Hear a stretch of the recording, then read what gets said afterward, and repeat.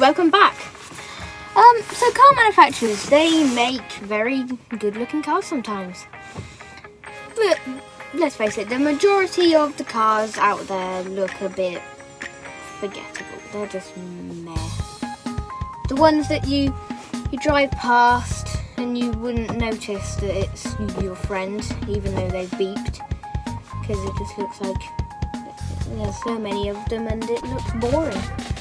So yeah, that's the majority of the cars on the road. However, there are some that go beyond that. And they are going to be named in this video. The top 5 ugliest cars that I think have ever been made. So, let's get started with the list.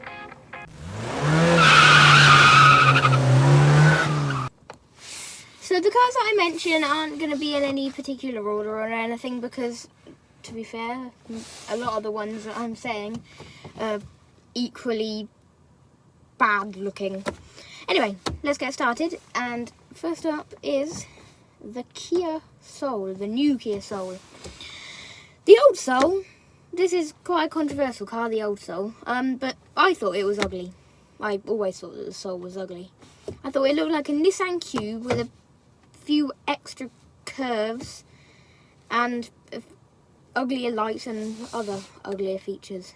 In fact, I don't actually mind the Cube. I think it's a box on wheels and that's it. It doesn't try to be anything it's not. Where the Soul was just ugly, I think. But the new Soul, oh my god, it's horrible. I mean, look. I can't even give you angles where this car is the worst because it literally all makes me want to vomit. It's so disgusting. Even the wheels, look at them. They're so horrid. And the lights at the front remind me of a ugly sloth. The side, again, futuristic box on wheels. Trying to be something that it's not. It's just ugly. Ugh. If someone gave me a task, I was to draw a futuristic box on wheels that reminded people of vomit and was super ugly, I draw the Soul. And that is the way that I describe it. A car that reminds me of vomit is really ugly and it's a futuristic box. I really hope that cardboard boxes do not look like Kia Souls in the future. Let's move on. Next is the Chrysler PT Cruiser, and it kind of reminds me of an ugly, angry wasp that's overweight. Look at that light, it just reminds me of a wasp eye or something, don't you think? It's weird. The back is ugly, the side is ugly, the steering wheel looks like something from the 1910s. The front, again, looks like a wasp. It's just not good looking. It's just, and then I get this wasp vibe as well, like an eye and a mouth or something. I don't know where I'm getting this from. It's just pretty hideous, isn't it?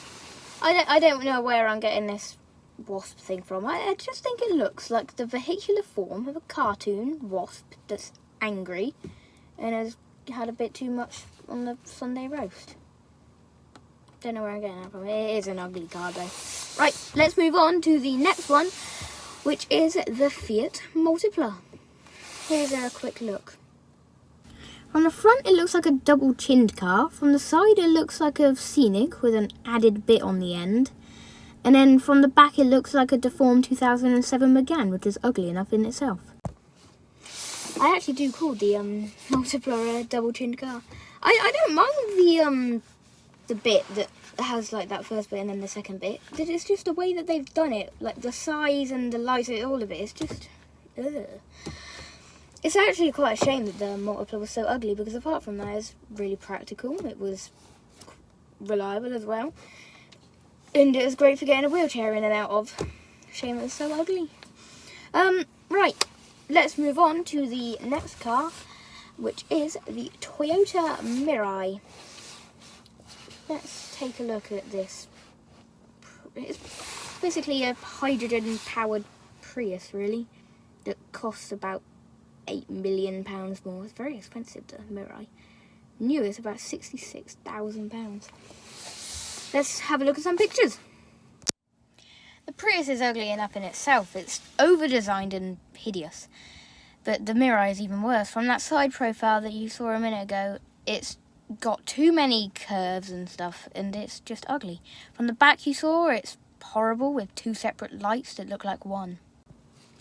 The front is probably the simplest part of the car, and even that is way too over-designed. There's too many parts going on, and it's just, no. If I had to say one thing to Toyota's design team, I would say, just keep it way more simple. I was saying at the beginning that most cars are meh, the way that they look. They're just boring. But the Mirai is certainly not boring. It's just, it screams, look at me, I'm different. I'm not petrol, I'm not diesel. I'm not even electric. It's over-designed. I don't like it when... That's quite common on Toyotas as well. They do it on the Mirai, the Prius, a few Lexuses as well, the Alphard. And then, actually as well, the car that's next is also a Toyota. Not quite a good thing, is it, Toyota, to be on the 2 out of 5 cars for the ugliest cars ever made? Let's find out what it is. The final car on today's list seems to have taken inspiration from other cars. The rear looks like the lights from a PT Cruiser.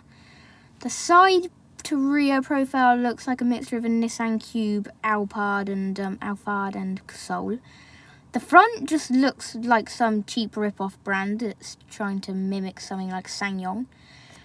In fact, where's the Toyota badge? Have they literally gotten that from another car?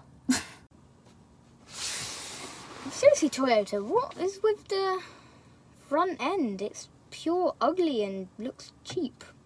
And where is your Toyota badge? Well, I don't know what's going on with that front end. It looks like it's just been completely taken from another car or something. So, that is the end of today's video. The top 5 cars that are very, very ugly. Hope you enjoyed the video. Do not forget to like, subscribe, share, whatever the YouTube people tell you to do. Do that to this channel. Hope you enjoyed the video, and I'll see you on the next one. Bye bye.